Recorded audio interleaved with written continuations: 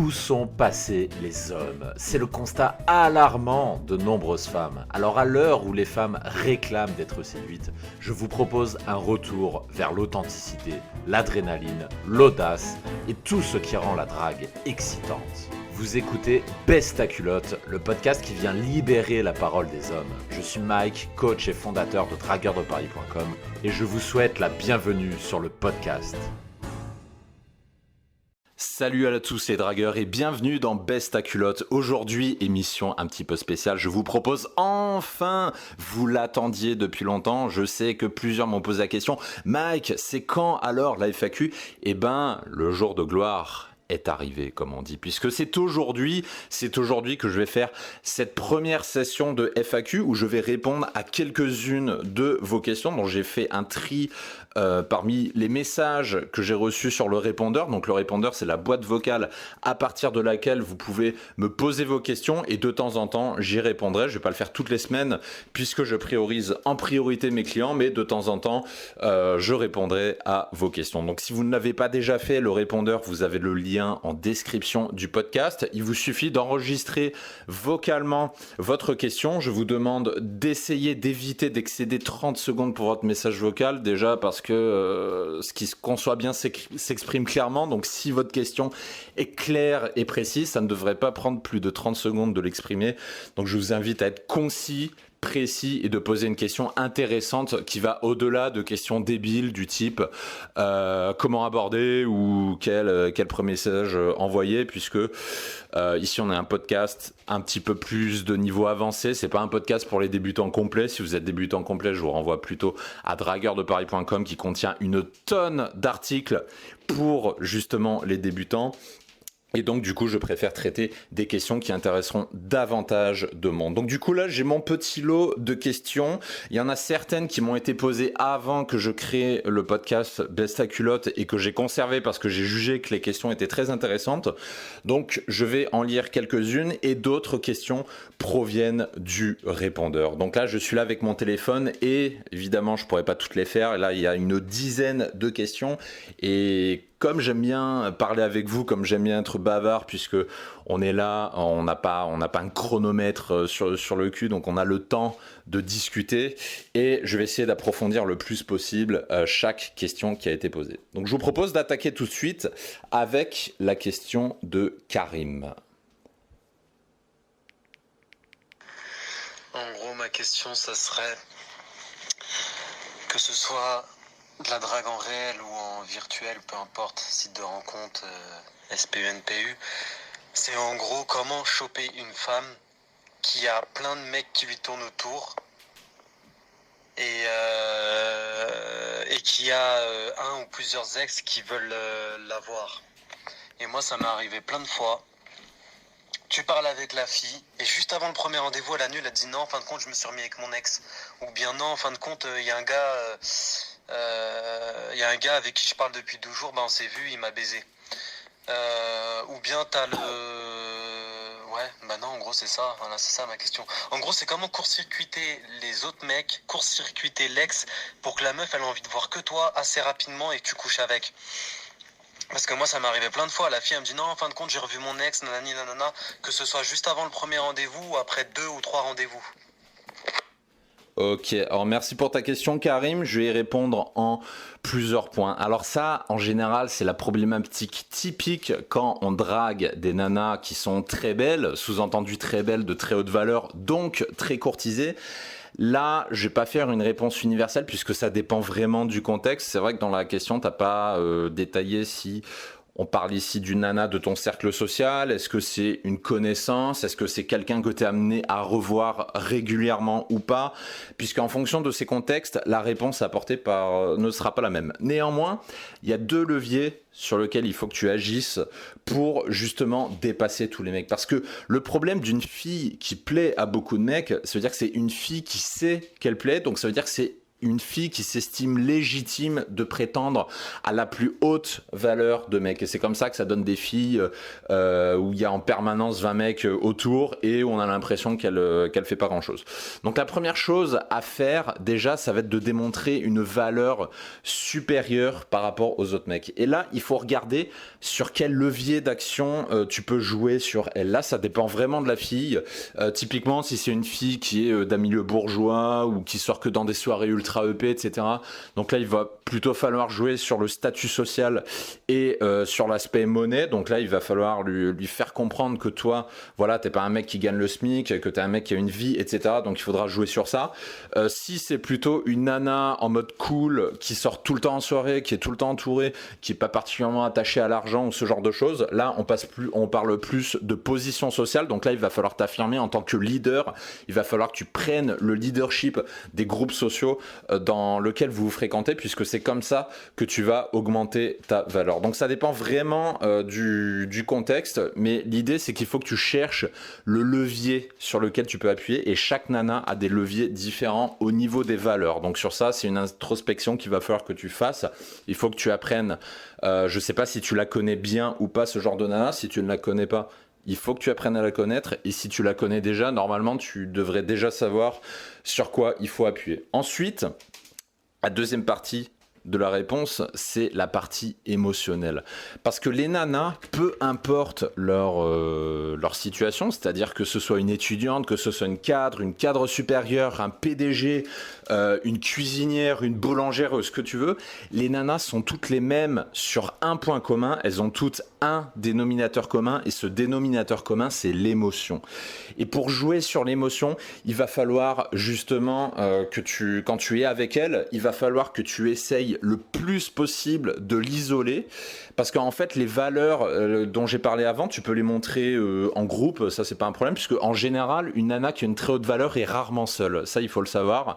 Il faut savoir qu'une nana qui a une forte valeur reste rarement seule. Donc du coup il faut démontrer les valeurs auxquelles elle est sensible en groupe, et le fait de démontrer ces valeurs va faire que tu vas petit à petit arriver à te retrouver dans une position où tu es seul avec elle. Et quand tu es seul avec elle, là, ça sous-entend que tu as une valeur qui a été démontrée, puisqu'une femme qui est très belle et très courtisée ne passe pas un moment en tête à tête par hasard avec un mec, hein. Ça se fait pas comme ça, elle le fait pas avec l'AFC du coin. Donc une fois que tu arrives à ce stade-là, là tu laisses tomber les valeurs, et là tu sors le game, tu montres, tu projettes ta sexualisation sur elle, c'est-à-dire cette nana t'excite, tu la trouves belle, et je suppose que si elle est autant courtisée, c'est que c'est une très belle femme.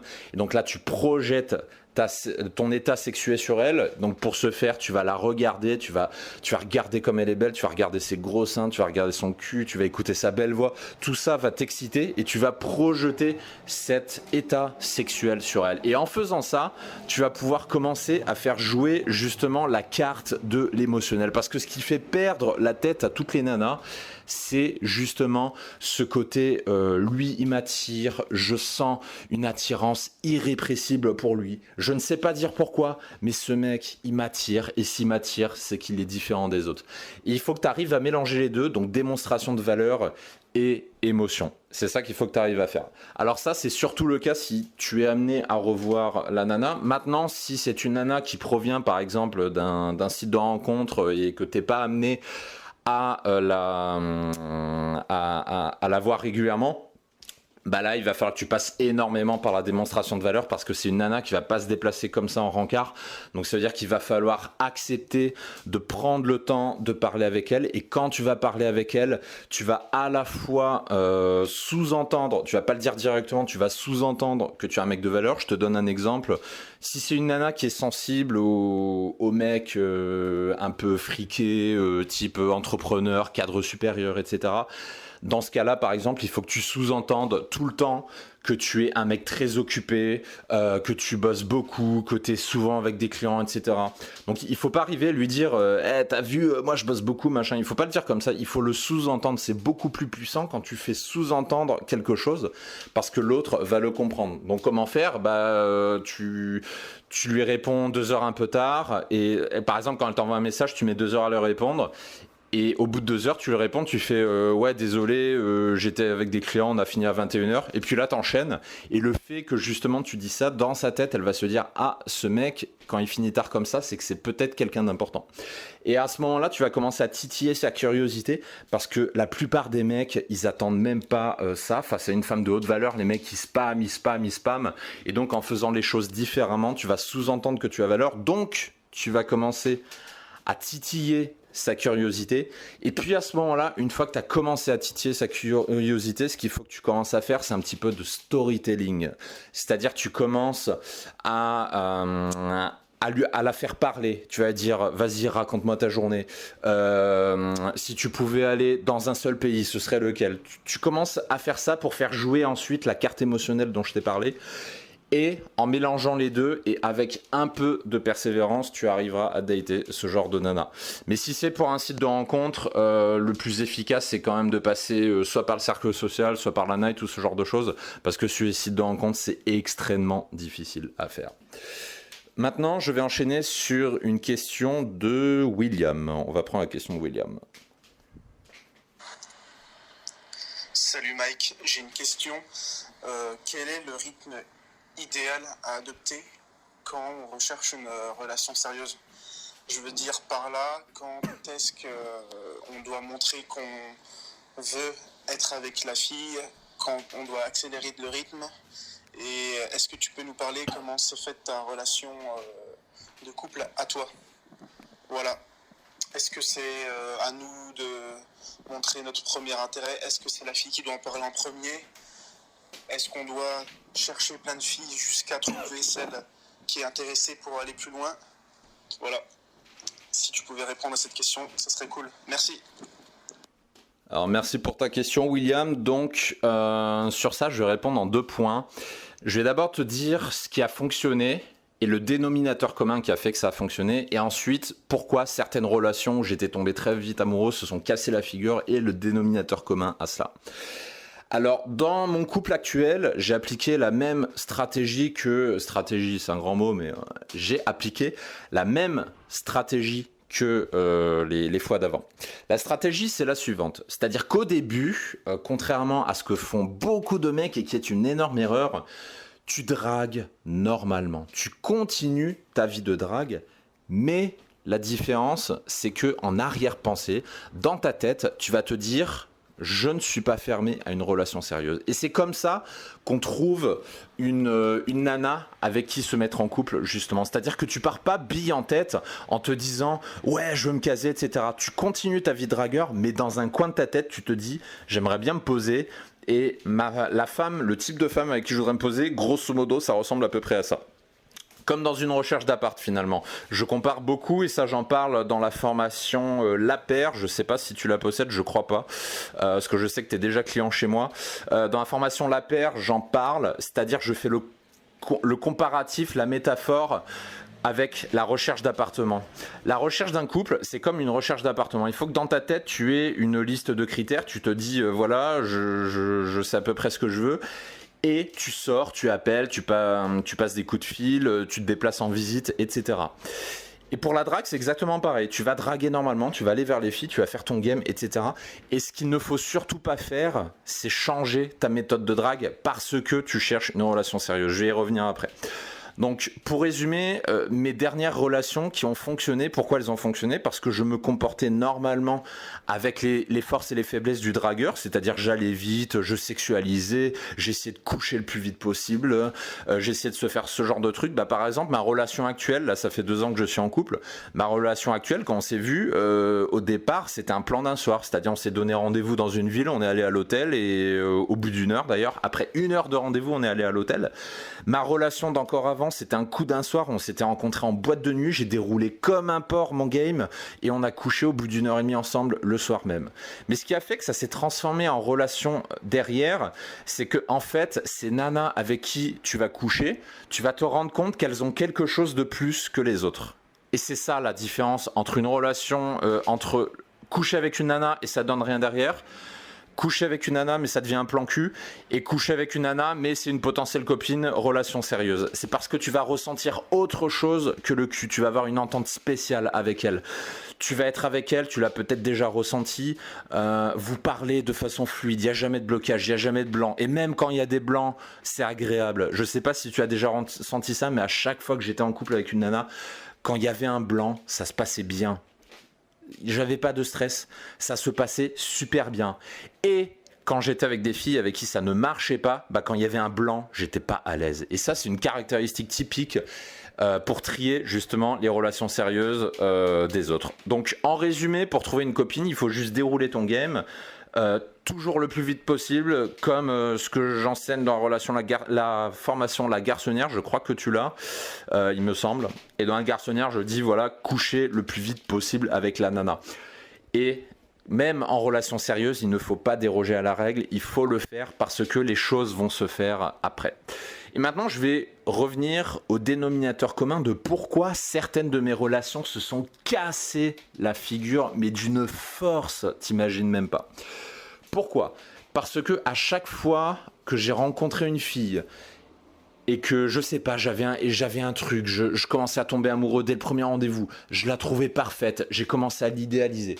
Pourquoi ça s'est cassé la gueule ? Parce que justement, avant même d'avoir couché avec elle, j'ai commencé à l'idéaliser. Comme j'ai commencé à l'idéaliser, je me suis dit « Ah bah tiens, je vais pas faire le queutard, je vais prendre mon temps. » Donc j'ai pris mon temps, donc j'ai été quelqu'un d'autre, donc je ne faisais pas ce que j'aurais dû faire, et donc la fille prend le contrôle de l'interaction, et donc ça ne marche pas. Parce que la fille, elle va te sortir la phrase qui tue. Et tu sais c'est quoi cette phrase qui tue ?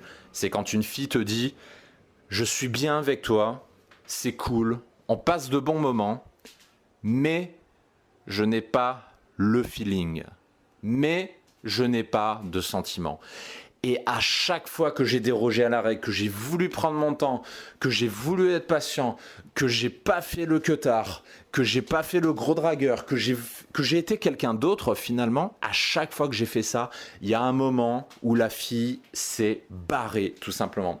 Et pourquoi cette différence entre les deux ?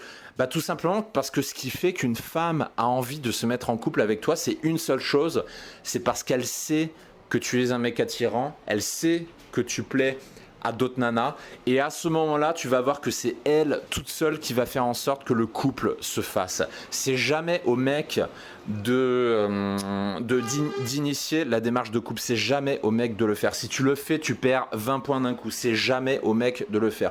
Tu verras que quand tu couches avec une nana et que tu sens que cette nana est différente, si elle aussi elle ressent la différence, et elle ressentira cette différence si tu as fait ton game normalement, si tu as fait un game où t'as pas été quelqu'un d'autre, où t'as fait ton boulot de mec, où t'as voulu aller vite, et en faisant ça, tu vas te rendre compte que c'est elle toute seule qui va sous-entendre l'idée du couple, et là ça se fera tout seul sans aucun problème. Et toutes mes relations qui ont fonctionné, y compris l'actuelle, ont fonctionné comme ça. Quand j'avais couché avec ma copine le jour même dans l'hôtel, après avoir couché, justement, après on était allé au resto, on a passé beaucoup de temps ensemble, on a passé le lendemain aussi ensemble, et justement il y avait un espèce de feeling en plus. Il y avait un truc qui faisait que même quand on baisait pas, c'était bien. On avait plein de choses à se dire, on était sur la même longueur d'onde, on parlait des mêmes sujets. Et naturellement, un jour après le rencard, c'est elle qui est revenue vers moi, et c'est elle qui a commencé à me dire, ça a été dans ses premiers messages, après le premier rencard, tout de suite elle m'a dit « Tu as été plus qu'un plan cul, je t'apprécie beaucoup ». Et ça, en langage de femme, tu as été plus qu'un plan cul, je t'apprécie beaucoup, ça veut dire tu es une potentielle relation. Donc voilà, j'espère que j'ai répondu à cette large question que sont les relations. Et comme ça fait déjà un moment que je parle, je vais faire une dernière question au hasard. Salut Mike, j'avais une question sur le focus dans la séduction, la progression. Est-ce que entre ceux qui stagnent et abandonnent et ceux qui progressent et deviennent bons, est-ce qu'il y a une différence de focus ? Est-ce que ceux qui progressent mettent leur attention à un endroit particulier par rapport aux autres ? Quel moteur ils vont chercher pour progresser pour traverser la souffrance, les rejets, etc. et ensuite continuer à progresser et devenir encore meilleurs alors qu'ils ont déjà beaucoup. Voilà. Et quel est ce point de focus, s'il y en a? Je te remercie. Alors merci pour ta question. Oui, le focus c'est important, mais c'est pas la seule chose qui est importante. Je pose souvent la question aux gens, pourquoi vous draguez? Pourquoi vous faites tous ces efforts? Pourquoi vous allez aborder 20 filles dans la rue? Pourquoi vous passez 2 heures par jour sur les applications de rencontre? Pourquoi vous sortez le vendredi et le samedi soir pour draguer? Pourquoi vous faites tout ça? Donc il y a la notion de pourquoi tu le fais qui est extrêmement importante parce que c'est ça qui va driver tout ce que tu fais. Et si ton pourquoi n'est pas suffisamment important, c'est-à-dire si ton pourquoi c'est j'aimerais bien rencontrer 2-3 filles, c'est un pourquoi qui n'est pas assez solide. Parce que ça veut dire qu'au moindre râteau, au bout de 2 ou 3 râteaux, tu vas lâcher l'affaire. Parce que ce pourquoi, cette raison de pourquoi tu le fais n'est pas suffisamment forte. Donc il faut se poser cette question, pourquoi tu le fais? Et dans mon cas, qu'est-ce qui a fait que ça fait 11 ans que je m'intéresse à la drague et que je m'y intéresse toujours aujourd'hui? C'est parce qu'aujourd'hui, j'ai un pourquoi indestructible qui provient du carburant du séducteur. Et ce carburant, qu'est-ce que c'est? Qu'est-ce que c'est que ce carburant? C'est la frustration. La frustration, c'est le carburant qui amène la réponse au pourquoi. Et dans mon cas, pourquoi je fais tout ça? Pourquoi je fais tous ces efforts? Parce que quand j'étais plus jeune, quand j'avais 18 ans, quand j'étais 19 ans, déjà j'étais malheureux, je souffrais atrocement de ne pas avoir de nana dans ma vie, j'en souffrais. Je voyais les gens autour de moi qui se promenaient avec des bombasses et moi je les regardais, mais j'avais envie de les tuer. Mais ces mecs-là, je me disais, mais je sais que je vaux mieux qu'eux, mais eux ils ont mieux que moi. Et ça génère de la frustration. Tu sais que quand tu vas dans le bus et que tu vois un mec très mal habillé, t-shirt Nike, casquette à l'envers, qui parle mal, qui parle comme un wesh, et le mec se pavane avec une 9,5 sur 10, mais tu vois ça, mais tu fais, mais putain, tu sais que ce mec est en échec scolaire, tu sais que lui, il a même pas allé jusqu'au bac, tu sais que le mec, il va faire balayeur toute sa vie, et toi, tu t'es cassé le cul à passer ton bac, t'es en train de faire de hautes études, en l'occurrence, dans mon cas, je faisais des études pour être ingénieur, donc je savais que j'allais être ingénieur, je savais que j'étais un bosseur, et je voyais ce mec, ce déchet, qui se tapait des belles filles. Mais quand tu vois ça, t'es frustré. Tu te rends compte de la frustration. Et c'est ça, justement, le carburant. Le carburant qui va faire que tu vas faire tous ces efforts, que tu vas sortir 3 fois par semaine le soir pour draguer, que tu es capable d'aller aborder 30 filles dans la rue juste pour niquer. C'est justement parce que tu as vécu des humiliations tellement fortes quand tu étais plus jeune que dans ta tête, tu te dis plus jamais ça et je vais prendre ma revanche. Et je vais y arriver. Et c'est ça qui fait que tu deviens bon. Donc c'est pas uniquement le focus. Le focus effectivement est important. Il est toutefois dangereux en drague parce que le focus en drague, ça te conduit. Et ça je l'ai vu chez plusieurs de mes potes dragueurs. J'ai des potes qui avaient des focus tellement importants que les mecs se sont fait virer de leur boulot, qu'ils ont arrêté de leurs études. Tout ça pourquoi ? Pour draguer et pour ne faire que ça. J'en ai un, il a fait ça, il s'est mis volontairement au chômage pendant 4 ans je crois. 3 ou 4 ans, il s'est mis volontairement au chômage, il a fait que draguer. Et il a baisé je sais pas combien de nanas, c'est incalculable, parce qu'il a fait que ça. Et ensuite, il a recommencé à bosser. Alors, lui, il a eu du pot parce qu'il est bac plus 5, il est ingénieur. Mais au début, il était à la rue. Hein. Bon, il s'est bien rattrapé, mais pendant 3-4 ans, il ne faisait rien. Et j'en ai un autre aussi qui bosse à mi-temps, qui gagne même pas le SMIC. Le mec, il gagne rien. Et il travaille volontairement à mi-temps. Tout ça pour être focus sur la drague. C'est-à-dire que le mec, son délire, c'est de travailler le matin. Et ensuite, une fois qu'il a fini son travail, il va manger. Ensuite, il va au jardin des Tuileries. Et le mec, il aborde. Et il aborde comme ça. Et après, il baisse beaucoup. Hein. Ce mec-là, je crois qu'il a plus de 400 nanas au compteur. Il a 33 ou 34 ans. Il a plus de 400 nanas au compteur. Mais par contre, sa vie tourne autour de la drague. Et il ne fait que ça. Et le focus est dangereux de ce point de vue-là parce que ça te coupe du monde extérieur. Oui, tu vas avoir tes résultats dans la drague. Mais à quel prix ? À quel prix ? Tu vas dénigrer ton cercle social. Tu vas dénigrer ton boulot. Tu vas dénigrer ta famille, tes amis. Et ça, c'est pas la bonne solution. Donc le focus, un minimum de focus est important pour progresser en drague, mais ce qui va faire que tu vas vraiment progresser, que tu peux avoir des résultats extraordinaires, c'est de te poser cette question du pourquoi et de te poser la question de ton carburant pour réaliser ce pourquoi. Est-ce que tu as vécu des frustrations suffisamment puissantes pour que tu t'intéresses vraiment au domaine?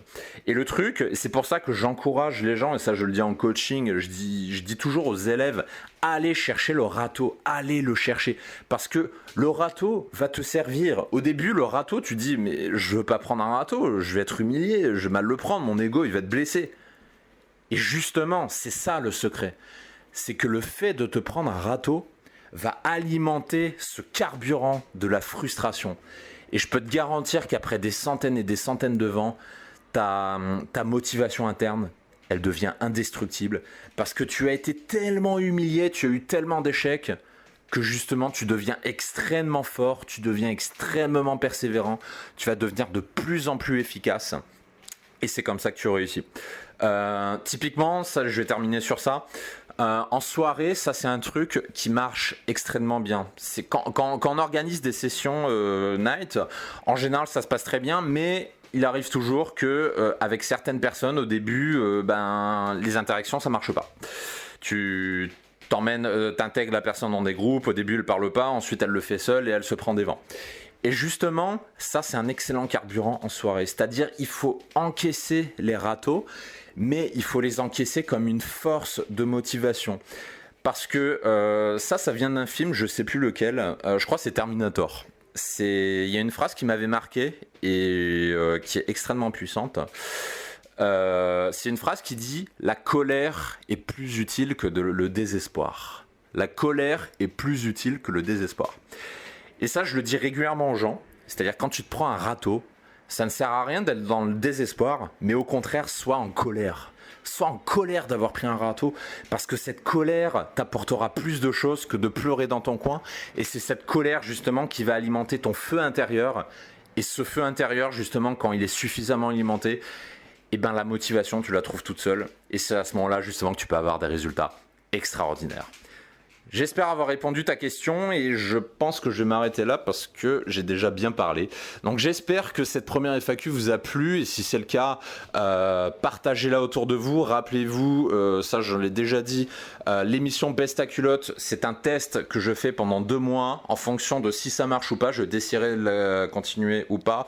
Les audiences pour l'instant, elles sont relativement satisfaisantes, mais je pense qu'on peut aller beaucoup plus loin. Donc je vous invite à partager l'émission autour de vous si vous appréciez, si vous voulez que je continue à faire des émissions comme ça, lâchez des pouces bleus, des likes, des machins sur Apple Podcast et sur YouTube. Et si vous aussi, vous avez des questions à me poser, que vous souhaitez que j'y réponde lors de la prochaine FAQ, laissez un message vocal sur les répondeurs. Vous avez le lien en description du podcast. Et en fonction des questions que j'aurai reçues, je ferai un tri et peut-être aurez-vous l'honneur que j'y réponde au cours d'une prochaine émission parce que bon, il y a quand même pas mal d'audio. Je ne garantis pas que je répondrai à tout le monde, mais vous aurez une chance que j'y réponde. Sur ce, je vous dis à bientôt dans la prochaine émission de Best à Culotte. Ciao, ciao. Si le podcast vous a plu, prenez un moment pour vous abonner, pour lâcher un pouce bleu si vous écoutez de YouTube ou pour laisser une notation 5 étoiles depuis iTunes. Ça ne vous prendra qu'1 minute, mais ça m'aide énormément à améliorer le podcast. Merci de me suivre, merci de m'avoir écouté et à très bientôt.